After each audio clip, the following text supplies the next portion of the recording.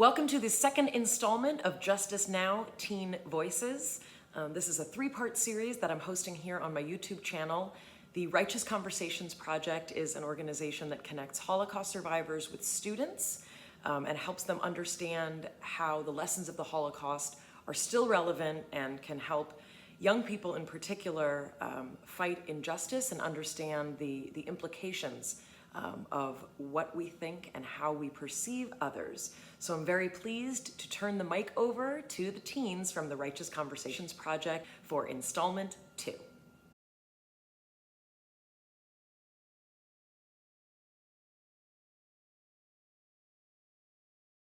Thank you, Mayim, for this platform. We really appreciate it. I'm Dubli King. I'm a senior at George Washington Preparatory High School in Inglewood. At this moment, it's hard to believe that we live in a country where education is different because of your race and the neighborhood where you were born, because of different forms of segregation that have existed for hundreds of years. There are still huge differences between education of white students and Black students in America. Further within the education system, people of color face constant discrimination in the form of microaggressions. Microaggressions are comments, actions, or incidents that exhibit subtle or unintentional discrimination against members of a marginalized group. I believe it is our job to deconstruct and reconstruct this way of thinking. Before we dive into the films, I would like to introduce the panel. First, we have Ariana Batiste. She is a writer, filmmaker, and BAFTA RCP teen. Trey Carlisle just graduated from Soka University, and he is a social educator, filmmaker, artist, and RCP alum. And he is the director of Us and Us that we've seen, that documentary we seen last episode. So if you missed it, please check it out. And lastly, we have the amazing Charlie Nevins. He is a senior at Crossroads High School. He is a filmmaker, photographer, and RCP alum. My after-school activities include going to my sports practice, and then I'll drive myself home and do homework until bed. I usually go to practice from 3 to 6, then work from 6 to 10:30, and from 10:30 to so on, I'm doing homework. There are no fights at my school, and I've never experienced fighting in any of the schools I've been to. I've seen a lot of fights at my school. I've never really been in a fight. We don't really have a dress code. It's just about our safety. My school has a very strict dress code with a uniform. No white tees because it's gang related. The only lockdowns that I've had at my private school are just drills. Due to gun violence, there have been many lockdowns at my school. Zip codes Shouldn't determine Educational opportunities.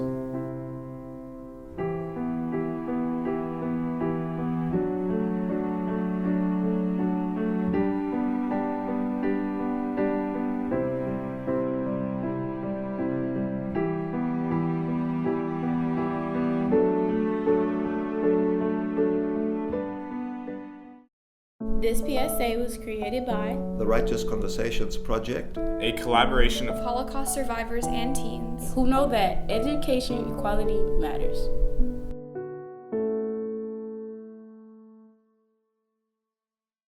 That was beautiful, amazing. So, I hear so many students at my school that find education a waste of time, and it hurts my feelings because I feel like education is so vital. If inequality in education continues, minority students will always lack representatives of color. Black people are 3% in universities, and brown people are 18%. If we don't have equal education, we will always be behind. So I want to start off the conversation by asking you, Ari, when did you realize you may not have the same education opportunities as someone who may live in a wealthier neighborhood? And when you found out, did you lose any confidence? That is a good question, Dubli. No, I didn't lose any confidence when I found out. I found out actually when I got to RCP. We were having a meet and greet dinner, and it was a 2-hour drive there. And the whole way there, I was thinking, like, where is this school? Like, why is it so far? It was on this big hill, and they had all of these fancy computers, and we was eating fancy food, and I was like, wow, this is a nice school. Like, my school don't look like this. They had outlets when you went to the tables at the library. Like, it was just everything that they thought was normal that I didn't think was normal at a school, and I didn't lose any confidence. It just made me feel like if I'm here on a scholarship, anybody can do it. I feel like I could go farther. It made me feel like if I could get here, I could get anywhere. Yeah. So when I first came to my university, I was excited because it marketed itself as being a school that was about social justice, and that it had, the infrastructure to support students in that, study abroad, it's, fully paid for. You get these really small class sizes, and I was really excited. However, I saw that the amount of resources and educational representation for other students on campus were not the same for Black students. There was no full-time Black faculty at our university. We were not represented in our educational curriculum. And we saw the effects that was having on students due to the microaggressions that Black students often received from students and staff as a result of our stories being absent in our educational curriculum, but also resources to support us as communities being absent on campus. So it was interesting to see how even at one school, the type of educational opportunities that exist are different based on where you come from and who you are. Well said. Definitely agree with you. And Charlie, I have a similar question for you, but my question is, when did you realize you may have more of the educational opportunities opposed to your peers, and how did that make you feel?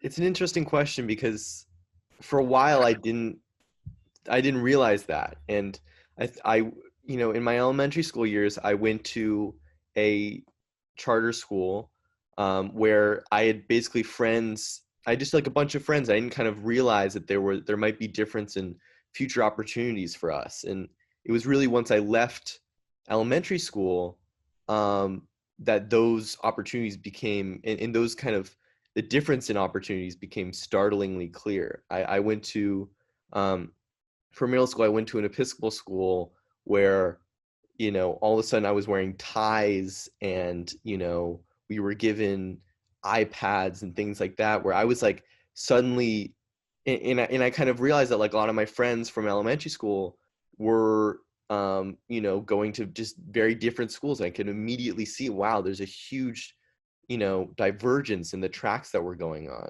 on. So I think, and in terms of how I feel about that, I think it's super unfair that like I get to go to a place that has a filmmaking program and like allows me to explore a bunch of different passions and gives me, the resources that I need to do those things, while a lot of people just, have very differing experiences. And I think it really goes to the core of the inequality that exists right now, is that like if because that's where it all starts. Education as a young child, that's where these divergences in representation, that all of that kind of emerges from there. So I think that is one of the core things that needs to change in this country if we actually want a different tomorrow. The amazing organization that I was exposed to that fought for educational justice was the students at my university and the activism that we led. We led a student movement this past year, speaking out against the institutional racism on campus, talking about the need for ethnic studies and critical race theory on campus.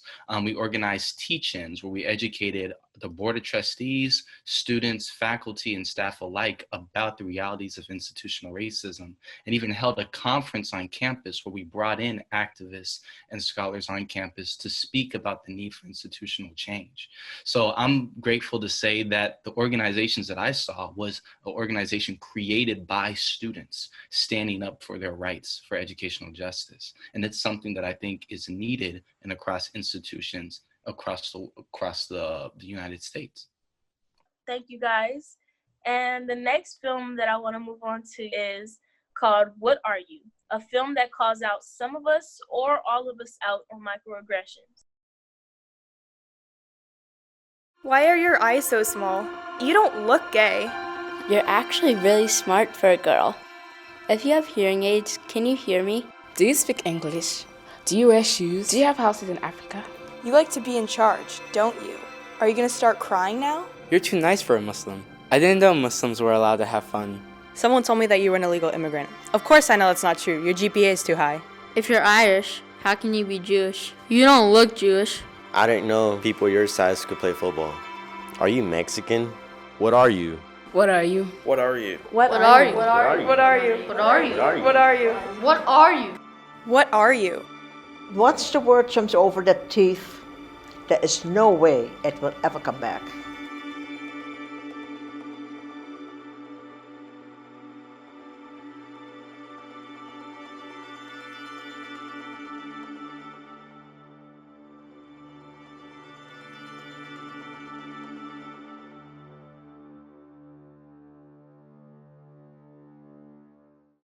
This PSA was created by the Righteous Conversations Project, a collaboration of Holocaust survivors and teens who know what grows from aggressive stereotyping.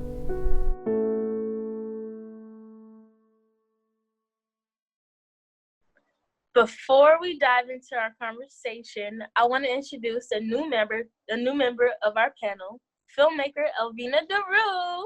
Elvina is a junior at Cal State Long Beach. She helped to make the film you just saw, and I'm super happy that you could join us today, Elvina. Elvina, why did you decide to make this film, and what was the process? Well, I didn't make the decision by myself. We all agreed together. But one reason why we picked that movie is that it's really overlooked all the time. At first, I didn't know it was called Microaggression until I tried to find out what it was called, because sometimes people say it as a compliment to us, but really it does more harm than good to us. So that's why we all decided that this is something everyone should know about. That, yeah, to you it might be a comment, but for me, a person of color, it marginalizes me as a person. What was the conversation like when you guys were all talking about the different microaggressions that you guys face? So a backstory, I moved here like 5 years ago from Nigeria, and I was talking about like the compliments I get. Like a few months after moving here, I walked into like a public space and someone was having a conversation with me. And down the line of our conversation, the person tells me, "Oh, you speak good English for someone who comes from Africa." And I'm like, "Oh, thank you." And then that had me, it made me, I started to think like, wait, what? I don't think you know that people, I couldn't tell the person like, oh, in Africa we speak English. It's the universal, we speak, most African countries speak English. So it's like what we speak. And different questions we get, like, oh, is this your first time wearing shoes? Or like, do you live in a hut? Like, just questions. And yeah, compliments that stop you in your track and make you think like, if everyone thinks people in Africa, not a compliment. Many people think we don't have houses. Many people think we don't have shoes. Many people, just like many questions.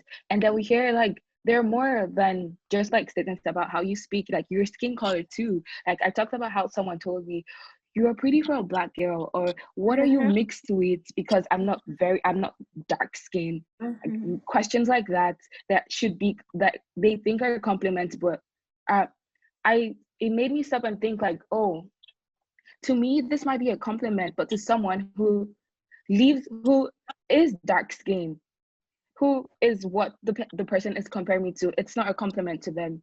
It's a self-esteem destroyer to them. So talking about everything that people say, like in the room, it made me, I also was guilty for some things like, oh, asking people what are you, like it's not a right question. So it was also like a teachable moment for me, because I got to learn like, okay, there are some compliments that we shouldn't say to people because they have effects on them. Okay, Elvina, why did you just have to take over the whole show? You just answered every question I was gonna ask you. No, really, that was beautiful and well said. And thank you for that. Ari, I know that you said this is one of your favorite pieces. Why? Why is that? I feel like this is one of my favorite pieces because I know personally a lot of people in the piece, not just that, but I didn't know, like Ovina said, I didn't know what microaggressions were until I seen the film. I'm like, wait, people say those things like all the time, like in everyday conversations. It's like saying the word like, literally, and it calls us out on it, and we really have to catch ourselves, like giving somebody a compliment that may sound like an insult, that really compares them to somebody else. And ever since I seen the film, I've really tried to stop myself from using microaggressions, and I call other people out when they use them. Like, hey, you shouldn't say that, or that's kind of rude, or you shouldn't, that's not a good thing to say, because you don't want to offend that person. I want to make them aware of the fact that they could be hurting somebody else. Yes. I'm so glad that you said that, because that leads me to my next question for all of you. I'm sure some of us, we might have experienced microaggression, and I know some of us have been talking about that we have been the aggressor. So my question is, for one, can you please all quickly, who hasn't, share a time where you might have been the aggressor and you have received microaggression? And if you did receive microaggression, how did you respond to it?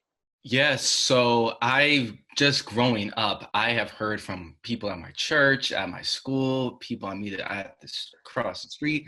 Oh, Trey, you speak so well. You are so articulate. And that's hurtful to me, because it's perpetuating the idea that, Black people don't speak well and don't speak articulate. And they're surprised to think that me as a Black person would do so. A bad one that I got in a college class was my professor saying, I think sometimes Black people will use racism as an excuse to not work hard enough or not try hard. But I mean, you, Trey, you're one of the hardest working, Black people I've ever seen. So to be able to experience that, it's kind of like a death by 1,000 cuts. It's a constant reinforcement that, I live in a society where I'm looked down upon and I'm seen as lesser. And I'm seen often by many people as an exception to my people, rather as a reflection of our humanity and power. And it hurts every time it happens. Thank you for that. Charlie? I can only imagine how many times I've said, a microaggression, because I think that's the nature of microaggressions, is that a lot of the time you don't really, they're just reflections of your innate internal biases that you may not fully comprehend. But I think it's the job of white people in particular to try and comprehend those things and try and educate themselves to understand them. And an example of the time that I, said a microaggression was the first year I started at my new high school. I live a pretty long way away from the school, and I take the train to get to school. And there was a lot of kids who took the train to school, and it was a pretty, diverse group of kids. But most often it was kids who were coming from the east side going to the west side.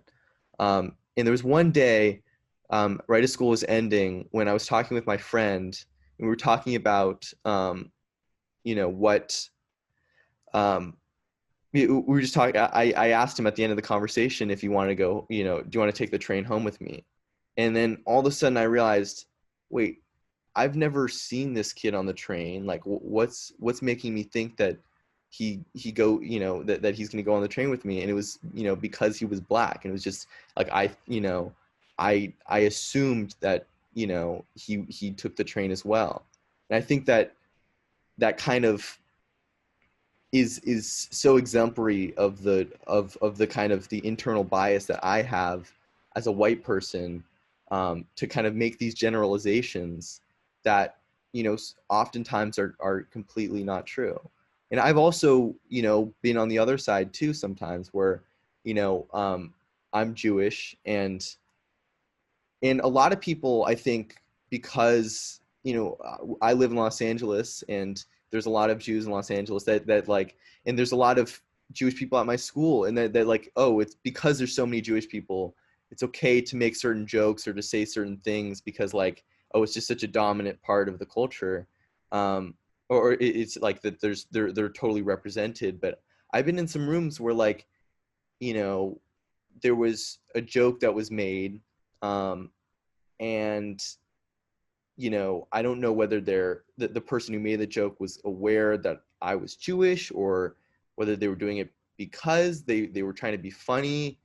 And it's always a really awkward situation because I don't want to say anything, you know, because my first instinct is to just be quiet and, you know, just pretend like it didn't happen, because I'm afraid of that confrontation. And I know that that's an instinct that I have to overcome, and that it's all of our jobs to, whenever we hear a microaggression, to call it out, because unless we, you know,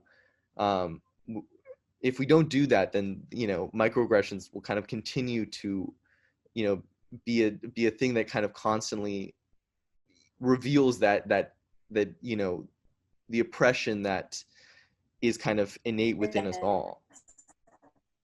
Absolutely. Yes. I totally agree with everyone. I really can relate to Trey.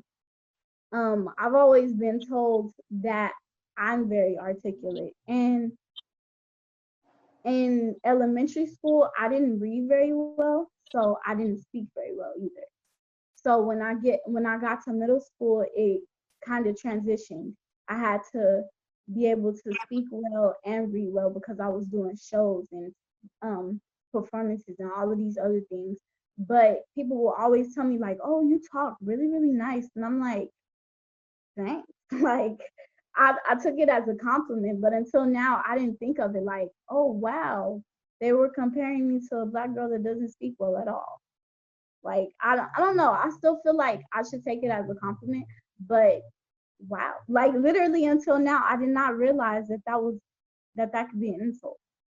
Yeah, speaking of the media and how it can contribute to microaggressions, I remember one time when I was almost the aggressor was when I was walking with my friend back to our dorm rooms. She is of Iranian descent. Her family's from Iran. So I was like joking with her. So I was gonna just call her the nickname Princess Jasmine. For some reason, I thought that was a funny idea. So I came in and I asked, yo, so what do you think about the Aladdin movie? So what do you think about Princess Jasmine? And she was like, well, they're Arabic and I'm Persian. So why are you asking me this question? And that stopped me in my tracks. And it opened my eyes to the fact that not only was I about to initiate a microaggression that could have been really harmful towards my friend and could have really put a wedge in our relationship, but it also showed me how these microaggressions really stem from not just a lack of representation that we see of ourselves authentically in the media of marginalized communities, but the violent representation that is often exposed to us even as young kids. So yeah, the media plays a huge part in our ability to embrace and perpetuate microaggressions. I have received microaggression. Actually, one time I was on the bus and another Black woman, she said it just like that. "You are so beautiful for a Black girl." And hearing that come from another Black woman was so it was devastating because that's her mindset. Like, that's literally how she grew up thinking, and she's much older than me. And for me, as someone who's much younger, I did respond to her and I told her in the nicest way I could, like, thank you so much, but I would prefer, or rather you just say, I'm beautiful and not for a Black woman, because there's been many times in history where Black women are made to, or especially dark-skinned women are made to be masculine or less than pretty. And I think that's something that has to change. But yeah, thank you guys for sharing all you guys' experiences with microaggression. And before we end, I want to leave you all with some tips on how to avoid microaggression. So for one, like Trey did an amazing example, just think before you speak. We've been taught this since kindergarten. Think before you speak. Before you ask someone a question related to their parents, their ethnicity, anything, ask yourself that question. How would you respond to it? How would it make you feel? That's another way of looking at someone as a reflection of you. Super important. But thank you all for watching this video. Make sure you are here to watch our upcoming videos as well, and watch our previous video. It's super great. And yeah, thank you guys.